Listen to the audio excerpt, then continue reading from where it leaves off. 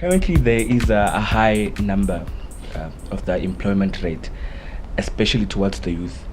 Yet, we see the economic growth being reported each and every year. How come? And do you have maybe youth empowerment initiatives in place that will put more emphasis on entrepreneurship, skills development, and financing to mitigate this time bomb situation? You know, if I had time, we're going to talk economics. You know, you've got this term which we call the masserize in economy term, where you look in terms of the economy is growing, but that growth does not impact in terms of economic growth and the other things and so on. Just to deal with the issue of young people, the Executive Council of Mpumalanga has looked what you call the triple BEE strategy, where we are saying we have to come with a number of initiatives. We want them to be driven by young people, because we have correctly put it, 7 out of 10, it's young people who are unemployed. Yes. So these triple BEE initiatives is also going to be linked to SMMEs and also cooperatives. So those initiatives we are looking in terms of how do we absorb young people. We have one which is called the Thai initiative, where maybe you can see in some of the township when you enter, it's written Dunlop, Yes. it's painted yellow if I'm not mistaken. Those containers is part of what the department has partnered with young people to ensure that they start to do or to treat ties, various things around the issue of ties and so on.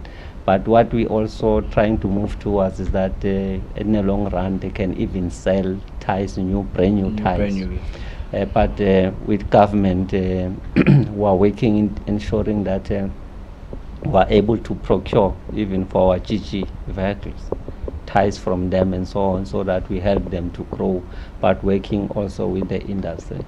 But we are also looking to say what other activities in the area of agriculture, because to deal with this issue of unemployment, we need to focus on the 5 sectors which we have prioritized as a province. We said we are going to focus on agriculture.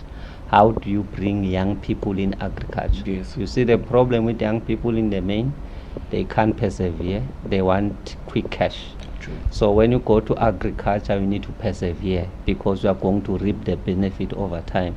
But you can't blame them. It's our responsibility as a department working with agriculture to ensure that we nurture them, we make them to understand that agriculture is not only for old people.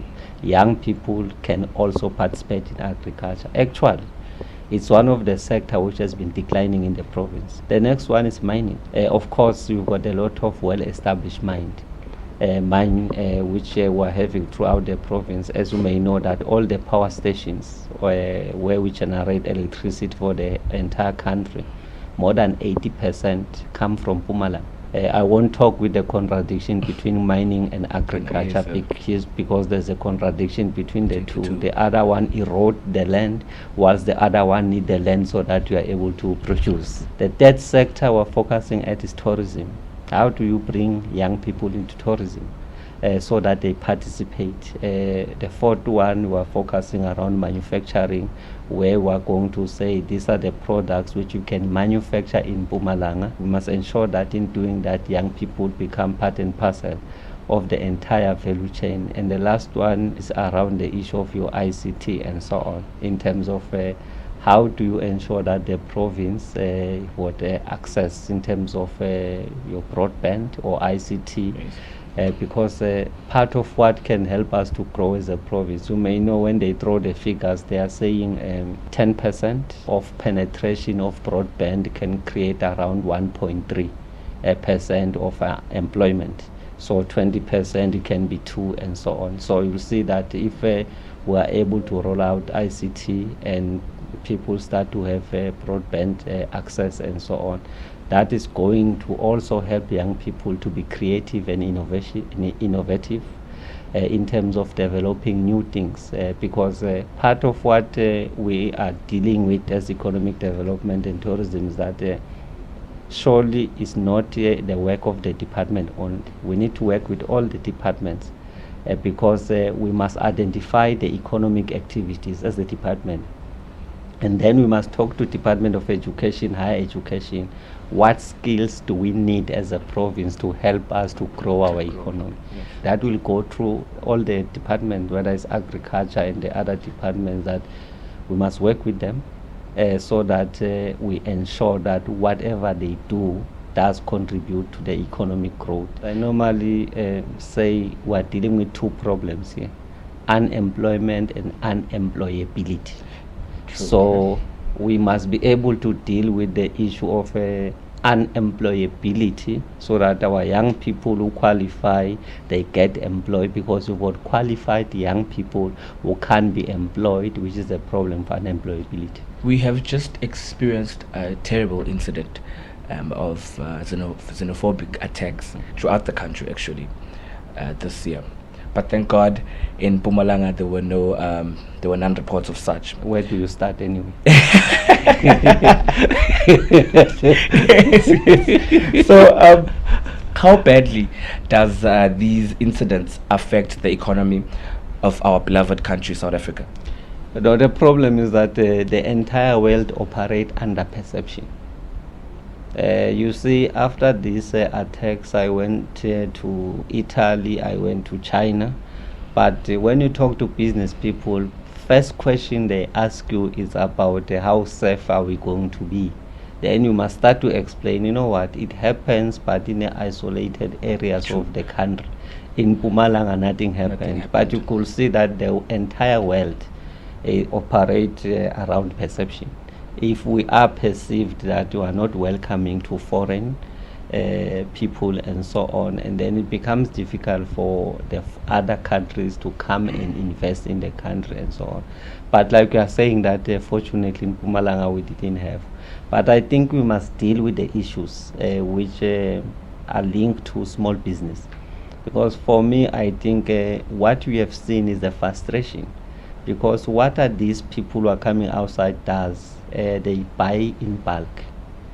I always give one simple example. When you go to kholwane or any township, you will find someone there in a corner busy, what you call the chicken dust. Yes, yes. One by one in that corner and so on. But if you ask them, how do they procure or buy the chicken?